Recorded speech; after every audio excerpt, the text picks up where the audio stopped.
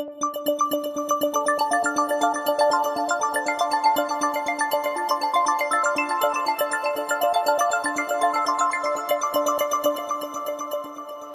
like now to introduce to you Professor Stephen Hawking.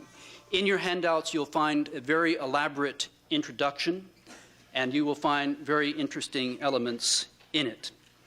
As a distinguished educator, researcher, and public communicator, Stephen Hawking has had a transforming effect in his area and indeed in all of science. We are deeply appreciative of his commitment to be with us and to share his views of the importance of applying technology to disabled persons. Professor Stephen Hawking.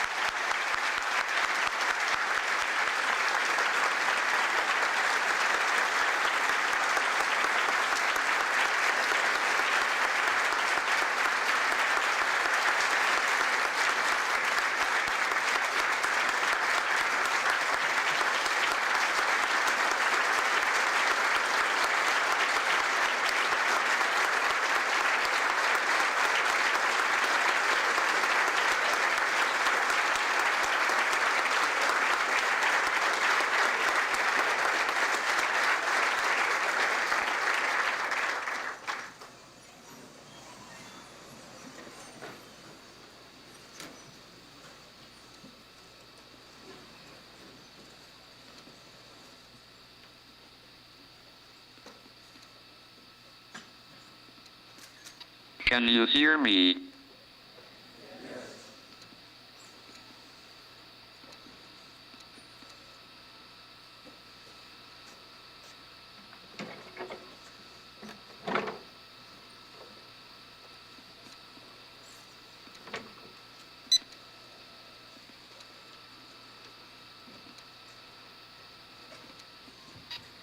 Technology has transformed the outlook for the disabled. People like me can now move around independently, and they can communicate. The fact that you are listening to me now shows what technology can do, even if it does give me a Scandinavian or American accent.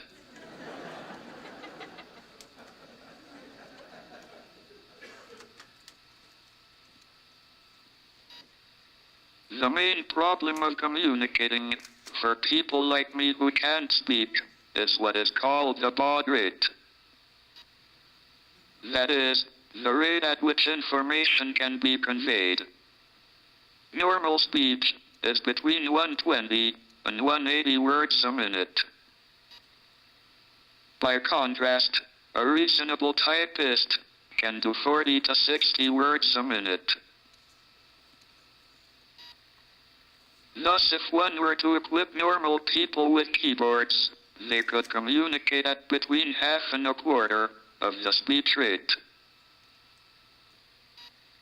However, many people who can't speak also have other disabilities, like me, and can't use a keyboard. Instead, they have to use one or more switches, operated by head or hand movement. This is where the information flow problem really confronts one. One might be able to operate a switch 2 or 3 times a second. This would mean that one could send information at a rate of 2 or 3 bits a second. One bit of information is the answer to a yes-no question.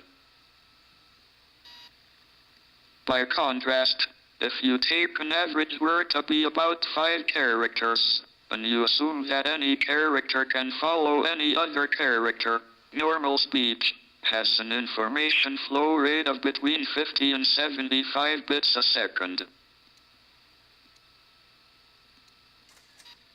However, the real information flow in human speech is much less than this. In the case of political speeches, it is practically zero.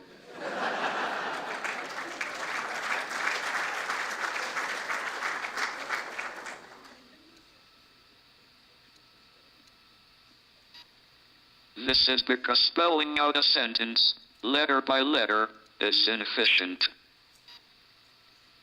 Most sequences of letters don't make recognizable words, let alone meaningful sentences.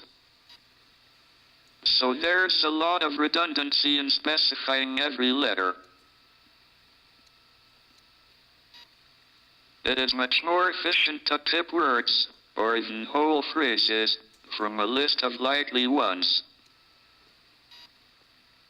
In the occasional cases that the words or phrases don't appear on the list, one can always resort to spelling them out, letter by letter.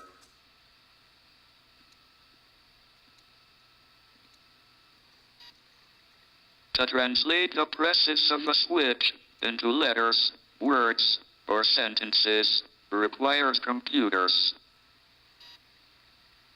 The development of microprocessors in the last 15 years has meant that virtually unlimited computing power is available at a reasonable cost. What one needs is sufficient software to translate the input from the switch into sentences. I can manage about 15 words a minute with the equalizer program that I use. That is not too bad, since an information flow rate of 3 bits a second corresponds to 25 to 30 words a minute. But obviously there's scope for improvement.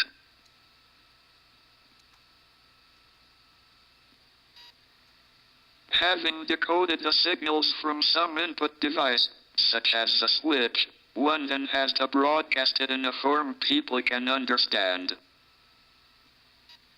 This could be visually, with text or diagrams on a screen.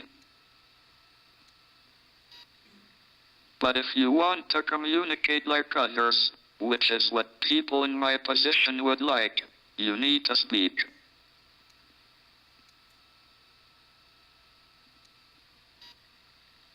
Computerized speech synthesizers have improved a great deal in recent years, and this is important. Not only does one want to be understood, but also one doesn't want to sound like Mickey Mouse or a Dalek. This voice of mine may be a bit tinny and Irish, but it is almost human.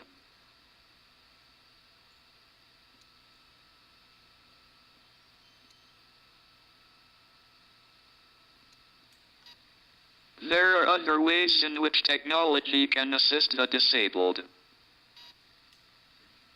For instance, I have infrared and radio environment control, with which I can open doors, turn on lights, and operate the television.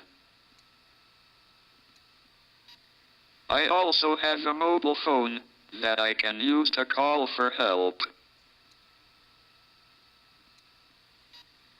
If one is unfortunate enough to be disabled, this is the age in which to be so.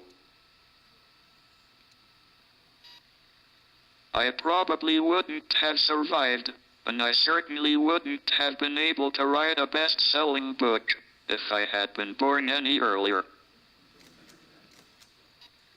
The disabled have a lot to thank technology for.